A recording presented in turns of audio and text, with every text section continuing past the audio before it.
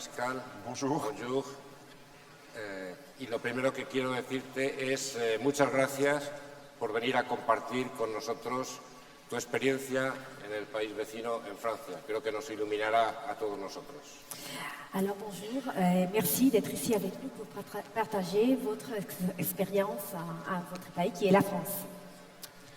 Merci pour votre accueil et un grand pardon à vous tous. Les Français sont souvent très très mauvais en langue étrangère. Je suis un bon Français, je vous demande pardon de ne pas pouvoir parler espagnol. Gracias por la acogida y lo primero que quiero hacer es pediros a todos perdón por ser un buen francés. Los franceses somos tradicionalmente muy malos en idiomas extranjeros y como buen francés pues no sé español, así que me disculpo. Una primera pregunta que quería plantearte tiene que ver directamente con el tema que estamos tratando en nuestro Congreso, la libertad de enseñanza. ¿Qué significa la libertad de enseñanza en tu país, en Francia? ¿Cómo lo percibe la sociedad francesa en general? Alors la première question, c'est le sujet de ce congrès, vraiment la liberté d'enseignement. Alors qu'est-ce que ça veut dire en France et comment est-ce que ça est perçu par le citoyen français? Alors en France, la liberté d'enseignement est un droit constitutionnel reconnu par la Constitution de la Ve République qui proclame et confirme la liberté des parents de choisir librement l'école de leurs enfants. Et c'est un droit auquel l'opinion française est très largement attachée. Juste un chiffre pour vous donner un ordre de grandeur. Les établissements catholiques accueillent en France un peu plus de 2 millions d'enfants et de jeunes, à peu près 20% des élèves du pays. Mais par ailleurs, il faut savoir qu'à peu près 40% des jeunes Français sont passés ou passeront à un moment ou à un autre de leur parcours scolaire par une école catholique. Donc près d'un jeune Français sur deux, pas tout à fait, mais pas loin, passe à un moment ou à un autre au sein de l'école catholique. On voit bien comment l'école catholique est vraiment un acteur à part entière du paysage éducatif français. Okay. Bueno, la libertad de enseñanza en Francia es un derecho constitucional reconocido por la Quinta República que constata la libertad de los padres para elegir el colegio al que asistirán sus hijos. Es un derecho que está plenamente aceptado por la sociedad francesa y solamente algunas cifras. La escuela católica en Francia recibe a 2 millones de alumnos en la actualidad. Eso es un 20% de los alumnos totales franceses, pero no solamente esta cifra, sino que el 40% de los alumnos franceses, de los estudiantes franceses, en algún momento de su vida pasan por la escuela católica. Han pasado o pasarán por la escuela católica. Es decir, que casi 1 de cada 2 estudiantes en Francia pasan por una escuela católica, lo que quiere decir que la escuela católica en Francia es un actor fundamental dentro del panorama educativo. Quand on parle de liberté, en France, souvent, on a pris l'habitude de parler de l'école libre. Et moi, je plaide pour qu'on perde cette habitude. La liberté, nous n'en avons pas l'apanage, nous n'avons pas le monopole de la liberté. Je pense qu'il faut que nous nous appelions par notre vrai nom. Moi, je ne parle jamais de l'école libre, je parle toujours de l'école catholique. Et de ce point de vue, même si je ne parle pas espagnol, j'arrive à peu près à comprendre. Je suis là depuis hier et je suis très très frappé par la proximité et la communion entre tout ce que j'entends sur l'école catholique en Espagne et tout ce que nous essayons de vivre, nous ici en France, avec nos différences culturelles, historiques bien sûr, mais je peux vous garantir que nous sommes bien, vous et moi, dans la même école catholique.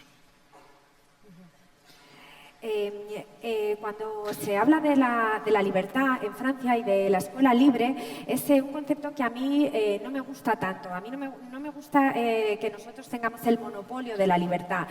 Yo prefiero llamar a las cosas por su verdadero nombre. Es decir, la escuela es la escuela católica. Y también quiero añadir que, aunque no hablo español, llevo aquí ya un par de días y he podido captar bastantes cosas de las que se han comentado en este congreso. Y quiero resaltar mi sorpresa ante la proximidad entre la escuela católica francesa y la española. Es verdad que hay diferencias culturales y somos 2 países distintos, pero realmente creo que mi escuela católica es la misma escuela católica que veo aquí en España. Bien. En Francia funciona un sistema de conciertos, que vosotros llamáis contratos, que es bastante parecido al español, pero con algunas diferencias. Me gustaría que explicaras un poco en qué consiste, cómo funciona el sistema de conciertos de los centros con el Estado en Francia y qué ventajas, qué inconvenientes, qué aspectos positivos, qué dificultades tenéis. Alors en France, vous avez un système de contrat qui est assez pareil au système espagnol, mais il y a des différences bien sûr. Alors j'aimerais bien que vous nous expliquiez un peu comment est-ce que ça fonctionne, ces systèmes de contrat, et quels sont les points faibles et les points forts. Alors, à peu près 99% des écoles catholiques sont en contrat avec l'État. Chaque école signe son contrat. Ça n'est pas l'enseignement catholique, c'est chaque établissement qui signe un contrat d'association avec l'État. Au terme de ce contrat, l'État prend en charge directement toute la rémunération des enseignants, 100% du salaire des professeurs est payé par l'État, et par ailleurs, à peu près 55% des frais de fonctionnement de l'établissement sont également pris en charge par l'État, par la région, par la commune, par les pouvoirs publics. Bueno, en Francia el 90% de las escuelas católicas tienen efectivamente este contrato con el Estado, este concierto. La diferencia principal es que cada colegio firma un contrato individual con el Estado, no todas las escuelas católicas al mismo tiempo.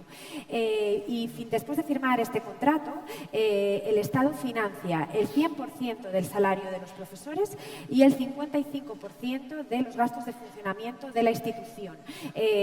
Son financiados ya sea por el gobierno central o por el gobierno autonómico, regional, por los poderes públicos, digamos. Alors, ce système, bien sûr, comporte pour nous des avantages économiques, des avantages budgétaires évidents, et ça permet à l'école catholique d'être réellement une école catholique ouverte à tous, y compris aux enfants issus des milieux les plus modestes et les plus défavorisés, et ça c'est extrêmement important. Mais je dirais que l'avantage budgétaire n'est pas le principal avantage. À mes yeux, le principal avantage du système du contrat, c'est que ça place l'école catholique et donc l'Église vraiment en partenariat avec les pouvoirs publics, avec la société civile. Avant l'époque du contrat, l'école catholique était l'école d'une contre-société, un peu dans son blocos, dans son bunker. Aujourd'hui, depuis le contrat, nous sommes vraiment des acteurs à part entière du service national d'éducation, avec notre liberté, avec notre spécificité, mais nous sommes vraiment associés. Et ça, je trouve que c'est, d'un point de vue théologique, ou d'un point de vue chrétien, ça dit quelque chose d'important sur le rôle et la place de l'Église et des chrétiens dans la société.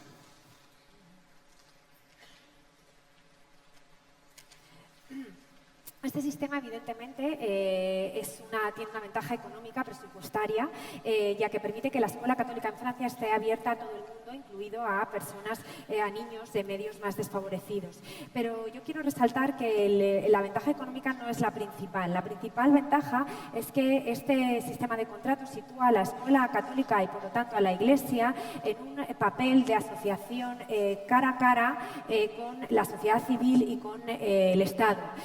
Antes de este sistema, la escuela católica o la Iglesia estaba, digamos, aparte, no estaba integrada de este modo. Ahora podemos decir que somos actores con pleno derecho dentro del sistema educativo, con nuestra libertad, con nuestra especificidad, pero de todas maneras actores con pleno derecho. Y creo que desde el punto de vista teológico y cristiano, esto dice algo muy importante sobre el papel que tenemos. Alors, pour les inconvénients, les inconvénients du contrat, certains pensent que parce que nous sommes associés à l'État, nous ne sommes pas totalement libres du point de vue du choix des professeurs, du point de vue du contenu des enseignements. Mon opinion, c'est que plus l'école catholique est vraiment catholique, ouverte à tous, respectueuse, mais claire sur ce qu'elle est, plus elle peut être libre dans son association avec l'État. Parfois, j'entends des chefs d'établissement me dire « nous risquons de nous faire absorber par l'État ». Et moi, à chaque fois, je leur réponds « plus votre établissement sera tranquillement chrétien, mais vraiment chrétien, moins il sera digérable, comestible ». Sobre los puntos débiles, algunos piensan que nuestra asociación con el Estado nos resta libertad, por ejemplo, en aspectos como la elección del profesorado. Mi opinión es que cuanto más católica, más abierta, más transparente sea la escuela católica, más libre será en esta relación de asociación.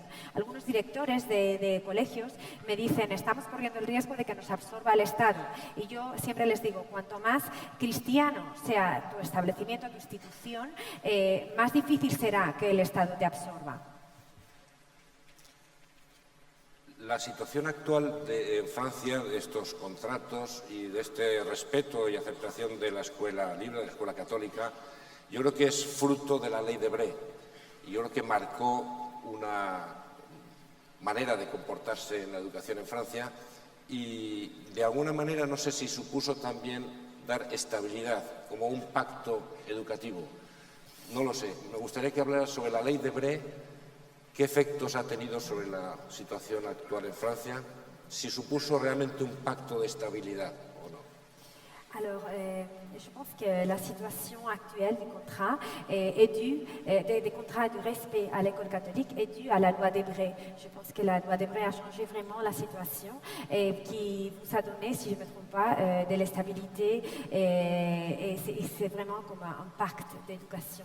Alors, est-ce que vous pensez ça aussi? Qu'est-ce que vous pensez de l'effet de la loi d'Hébré?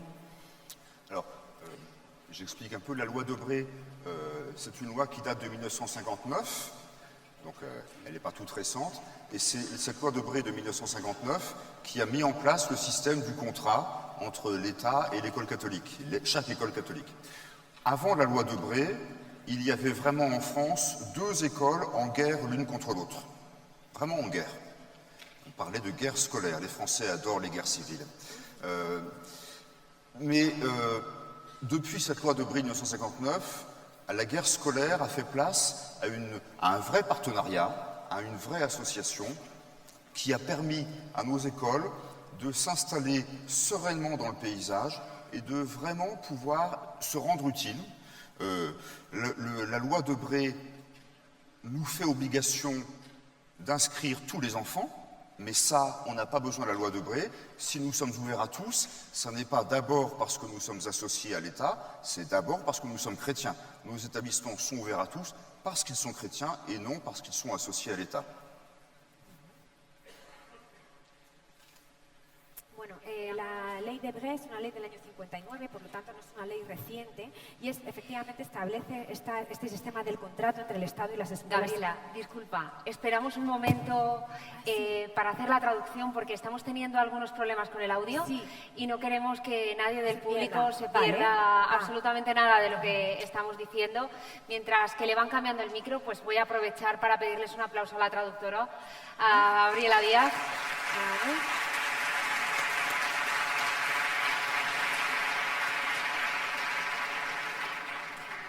Creo que ya está listo, me parece que sí. Muy bien.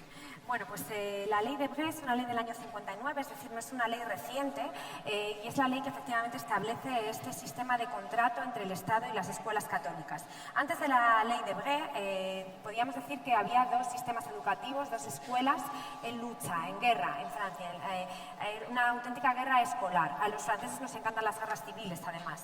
Pero la ley de Bré permitió establecer efectivamente esta asociación y permitió también que nuestros colegios se integren y se hayan instalado perfectamente en el paisaje de una forma serena y que nuestros colegios sean realmente útiles. La ley de Bré nos obliga a inscribir, a matricular a todos los niños, pero nosotros como escuela católica, por definición, somos una escuela abierta y inscribimos a todos los niños, admitimos a todos los niños, no por la ley de Bré, sino porque somos una escuela católica. Alors la loi de Bré reconnaît ce qu'elle appelle le caractère propre, c'est-à-dire la liberté de chaque établissement à vraiment faire vivre son projet chrétien d'éducation. Donc voilà, notre identité catholique est parfaitement reconnue par la loi C'est ça qui est intéressant. Et en même temps, la loi nous demande de ne pas l'imposer aux enfants et aux jeunes. Elle nous demande d'être dans la proposition et pas dans la contrainte. Mais là encore, on n'a pas besoin de la loi pour ça. Je ne vois pas comment la bonne nouvelle pourrait être annoncée et partagée dans la contrainte. Elle est forcément annoncée et partagée dans la liberté. Donc, vivre la loi de Debré pour l'école catholique, c'est extrêmement facile. La ley de Debré reconoce el carácter propio de la escuela católica, de tal manera que nos permite elaborar y trabajar en nuestro proyecto cristiano con plena libertad. Nuestra identidad católica queda reconocida por ley. Y la ley de Debré también nos obliga a no imponer nada a nuestros alumnos. Sin embargo, esto no es algo que sea un problema para nosotros cumplir, porque la buena noticia, el catolicismo se comparte en libertad y no en la obligación. La pregunta que ahora te quiero hacer para mí reviste una gran importancia, sobre todo visto desde España, vista desde España la realidad francesa. Francia es un país laico que hace de la laicidad un valor, un principio de su constitución, de su república, de su manera de entender la realidad social. Y tiene este sistema de contratos que permite a la escuela católica estar activa en Francia. En España, a veces, yo tengo la impresión de que se asocia el sistema de conciertos, por lo menos por parte de algunos, con un sistema de privilegio, incluso con un privilegio de la Iglesia o algo así. Por eso me interesa conocer, creo que nos interesa a todos, cómo se percibe en una sociedad laica que quiere, además, defender la laicidad, cómo se percibe el hecho de que exista una escuela católica financiada por el Estado. Alors, une question très importante pour l'Espagne. France est un État laïque qui fait de la laïcité une valeur qui, à part duquel on comprend la réalité sociale en France. Mais quand même, vous savez, ce système de contrat qui permet à l'école catholique d'être active en France.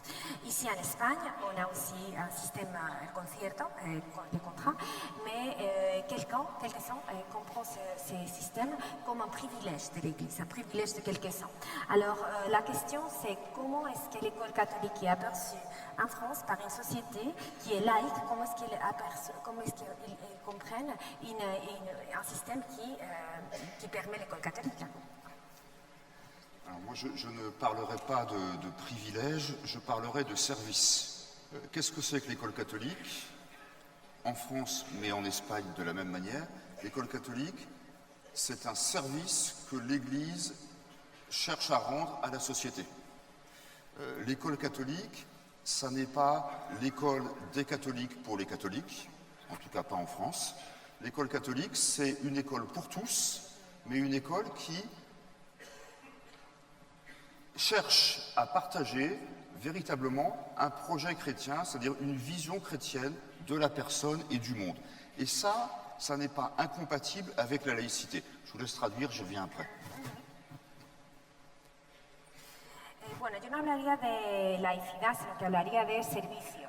La escuela católica, tanto en Francia como en España, es un servicio que la Iglesia quiere prestar a la sociedad. En Francia, desde luego, la escuela católica no es una escuela de católicos para católicos, es una escuela para todos, es una escuela donde lo que queremos es compartir la visión cristiana y, desde este punto de vista, no es incompatible con la laicidad. Alors ensuite, tout dépend quelle vision on a de la laïcité.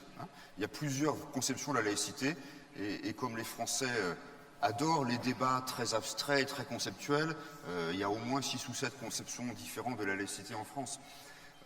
Mais pour faire simple, ma vision, la vision chrétienne, je crois, de la laïcité, en tout cas la vision que l'Église de France fait de la laïcité, c'est une laïcité de respect, une laïcité conçue comme un espace de pluralisme. La laïcité à la française, telle que moi je la comprends, telle que je la défends, ça n'est pas l'impossibilité d'exprimer sa foi, c'est au contraire la possibilité pour chacun de s'exprimer dans l'espace public dans le respect de l'altérité et dans le respect du pluralisme. Et de ce point de vue-là, alors ça peut paraître paradoxal, mais je le pense vraiment, l'existence même de l'école catholique est une preuve de la possibilité d'un pacte laïque serein.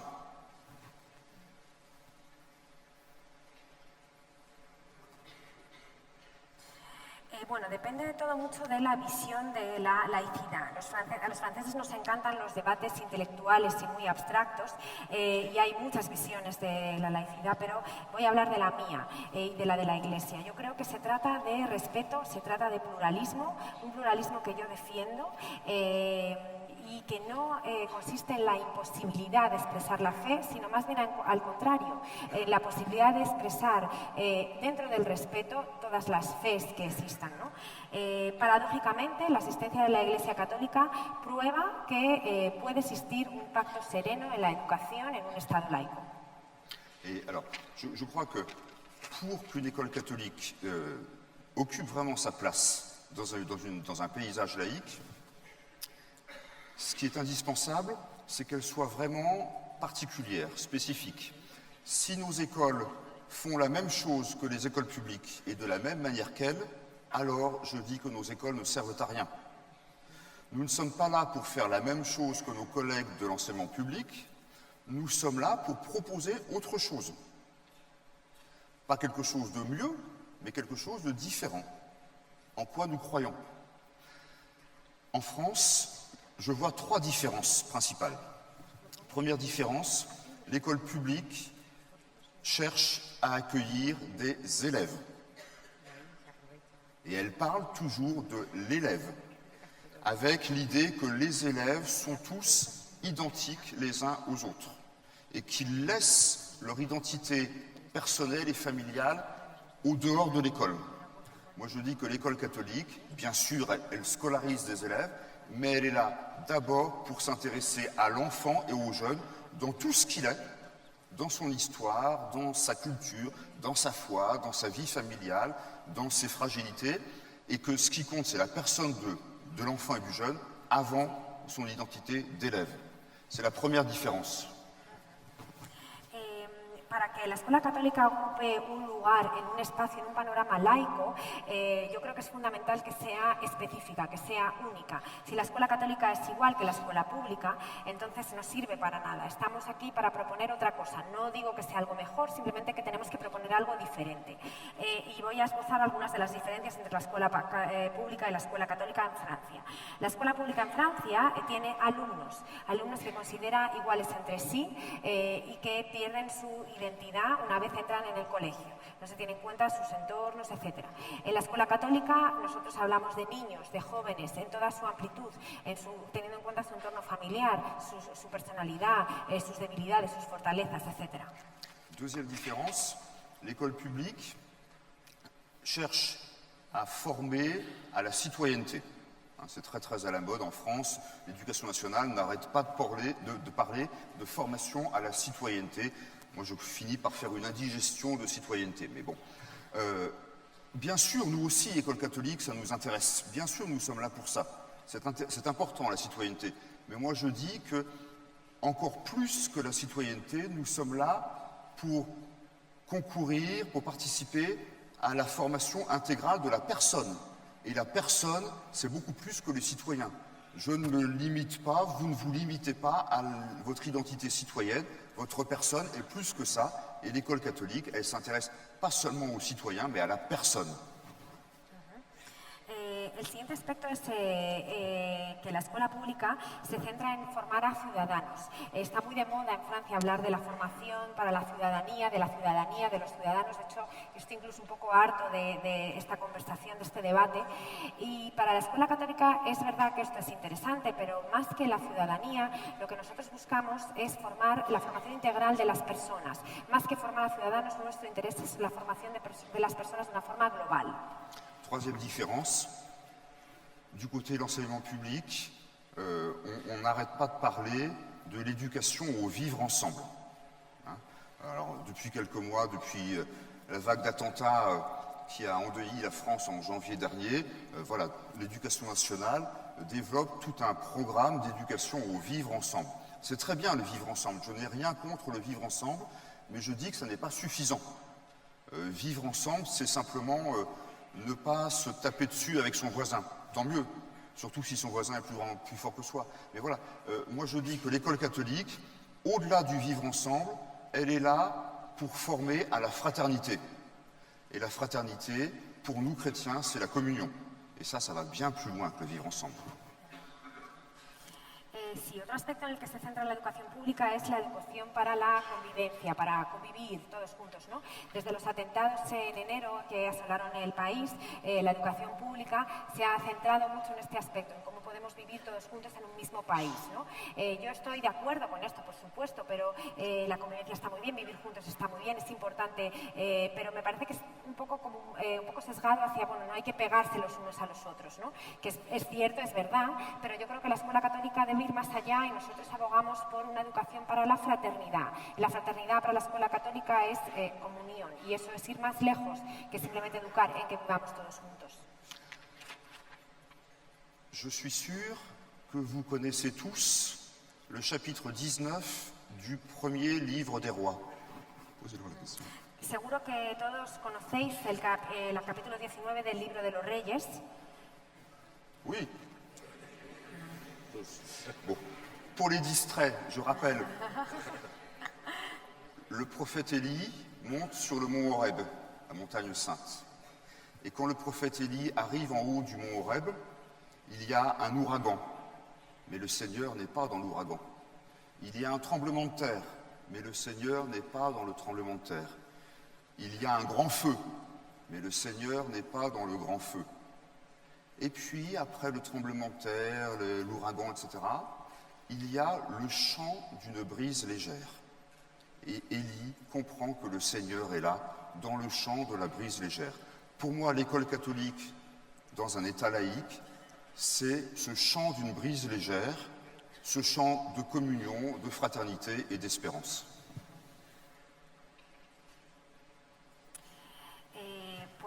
Para los distraídos que no conocen esta historia, es la historia del profeta Elías que sube al monte Sinaí. Cuando está a lo alto del monte Sinaí hay un huracán y se da cuenta de que Dios no está en este huracán. Hay un terremoto y tampoco ve a Dios en este terremoto. Hay un incendio y tampoco percibe a Dios en este incendio. Pero finalmente percibe el soplo, el canto de una brisa ligera y se da cuenta que ahí es donde está Dios. Y la escuela católica en un estado laico es exactamente eso. Es el canto de una brisa ligera, es el canto de la comunión, de la fraternidad y de la esperanza en un panorama laico.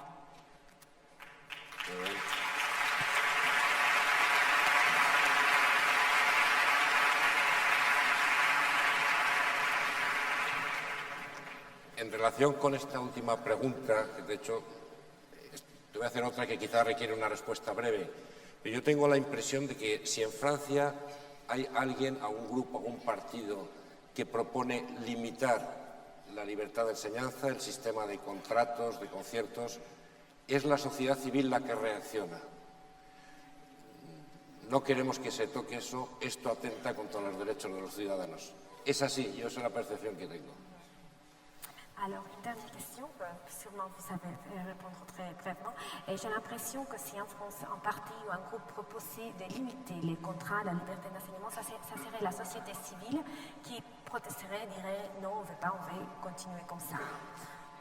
C'est sa perception. En 1984, le gouvernement de l'époque avait prévu d'intégrer l'enseignement catholique dans l'enseignement public.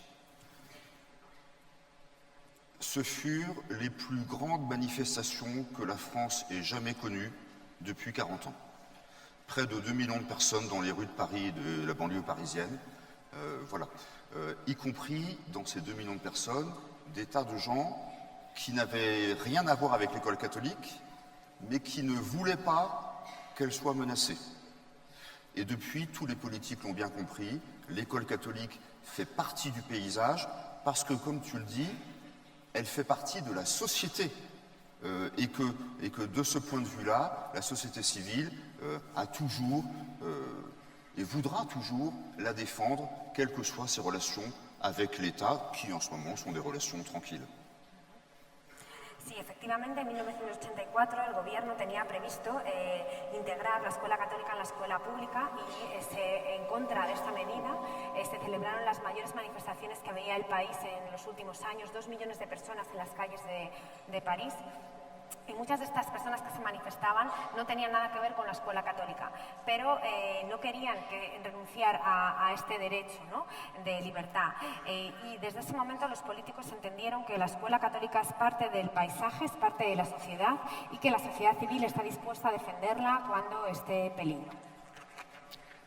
Merci. Y finalmente yo quería hacerte una pregunta sobre la relación entre las escuelas católicas, su organización y la jerarquía, la Iglesia. El sistema de tutela que existe en Francia, ¿lo podrías, si es posible, explicar brevemente y qué ventajas, inconvenientes, cómo lo ves? Alors finalement, une question sur la relation de l'école catholique et l'Église. Alors le système de tutelle, si vous pouvez expliquer un peu de ses avantages. J'ai combien d'heures pour expliquer? ¿Cuántas horas tiene para explicar? 2 minutos. 2 minutos. Oui, mais les Français ne parlent pas aussi vite que les Espagnols. Los franceses no hablan tan deprisa como los españoles. L'école catholique est associée à l'État, elle n'est pas associée à l'Église, elle fait intégralement partie de l'Église. Et en France, les évêques s'intéressent activement à notre école catholique, et dans chaque diocèse, c'est vraiment l'évêque qui est le tuteur de toute l'école catholique, que les établissements relèvent directement de la tutelle diocésaine ou qu'ils relèvent d'une tutelle congréganiste. En gros, en France, les congrégations représentent à peu près 40% des établissements et les diocèses à peu près 60%. Mais tout le monde travaille en toute amitié, en toute confiance, et ça se passe très bien. Et c'est l'évêque dans chaque diocèse qui rassemble les tutelles, les congrégations et le diocèse pour le bien commun de l'école catholique. Et c'est l'évêque qui donne son accord à la nomination de chaque chef d'établissement, proposé par son directeur diocésain ou par la congrégation.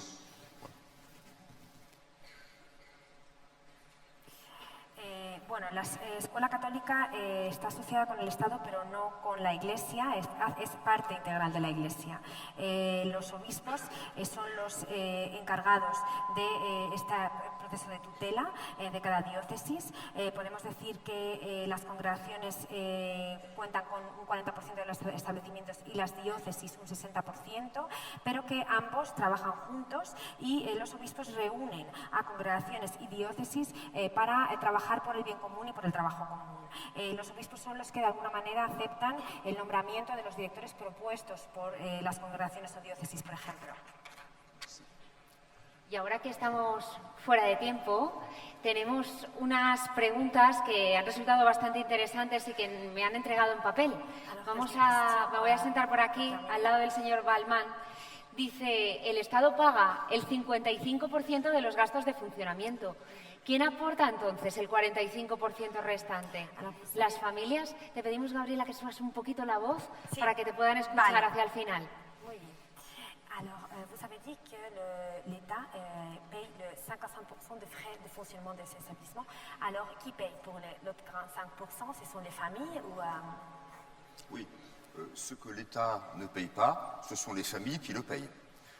Donc, en France, l'enseignement est gratuit puisque les professeurs sont payés par l'État. En revanche, les familles qui font le choix d'inscrire un enfant dans une école catholique participent à l'immobilier, à l'achat du matériel, à la rémunération du personnel non enseignant. L'État en prend une charge, mais les familles prennent une autre charge. Alors ensuite, dans la plupart des établissements, enfin dans de nombreux établissements, la contribution, la somme que l'on demande aux familles varie selon le niveau de revenu de chaque famille, de telle sorte que pour les familles issues des milieux les plus modestes, la contribution demandée soit la plus faible possible. Vale. Lo que el Estado no paga, efectivamente, son las familias las que tienen que correr con estos gastos, ¿no? La enseñanza es gratuita porque los profesores los paga el Estado, pero las familias tienen que correr con el 45% de los gastos pues, relativos, por ejemplo, al material escolar, al personal que no es profesorado, etc. Lo que sí que se hace es que la contribución que hacen las familias depende del nivel adquisitivo de cada familia, de tal manera que las familias que vienen de medios más desfavorecidos no tienen que contribuir con un importe tan grande como las otras, ¿no? Me entiendo, el nivel adquisitivo de las familias, Sí. pero, bueno, irá en función de lo que vayan aportando. La siguiente pregunta, ¿cómo garantizan los centros católicos su ideario católico si no tienen libertad para contratar al profesorado de los centros? Alors, comment est-ce que les écoles catholiques peuvent garantir que vous transmettez les idées catholiques si vous n'avez pas de liberté pour choisir les professeurs? Nous avons une liberté, elle n'est pas absolue, mais nous avons une liberté. Le système est un peu compliqué, mais aujourd'hui, les professeurs de l'enseignement catholique sont formés par les universités catholiques. Ensuite, ils passent un concours qui est le même que le concours pour devenir prof dans l'enseignement public, mais ils font le choix de venir chez nous. Donc nos professeurs sont des professeurs qui ont choisi d'enseigner dans l'enseignement catholique. Et ensuite, le chef d'établissement choisit lui-même tel professeur plutôt que tel autre. La seule chose, c'est qu'il faut qu'il ait les diplômes et le concours requis. Mais on est bien dans une logique de choix. Le professeur choisit de travailler dans l'enseignement catholique parce qu'il y croit, parce qu'il en partage le projet, et le chef d'établissement choisit les membres de son équipe pédagogique. Donc on est bien dans un système de rencontre entre la liberté des professeurs et la liberté et la responsabilité du chef d'établissement. Sí, bueno, efectivamente, hay una libertad. Es un sistema un poco complicado, pero voy a intentar esbozarlo. Los profesores de los colegios católicos son formados en universidades católicas y tienen que aprobar un examen, una especie de oposición, que es similar al que tienen que aprobar los profesores de la enseñanza pública. Los profesores, por lo tanto, aprueban este examen específico para escuelas católicas y eligen enseñar en una escuela católica. El director, a su vez, también elige a los profesores, por supuesto, profesores que tengan el diploma, que hayan aprobado esta oposición, pero de alguna manera hay un punto de encuentro entre la libertad del profesor que elige trabajar en un colegio católico y la libertad del director que también puede elegir al profesorado. Interesante. Y ya, José María. Bien. Yo para terminar querría simplemente reiterar el agradecimiento a Pascal Balmán. Efectivamente podríamos continuar hablando durante mucho rato para iluminarnos mutuamente, para que nosotros pudiéramos conocer mejor el sistema francés. Pero simplemente termino dando las gracias y dando las gracias a Gabriela por la traducción.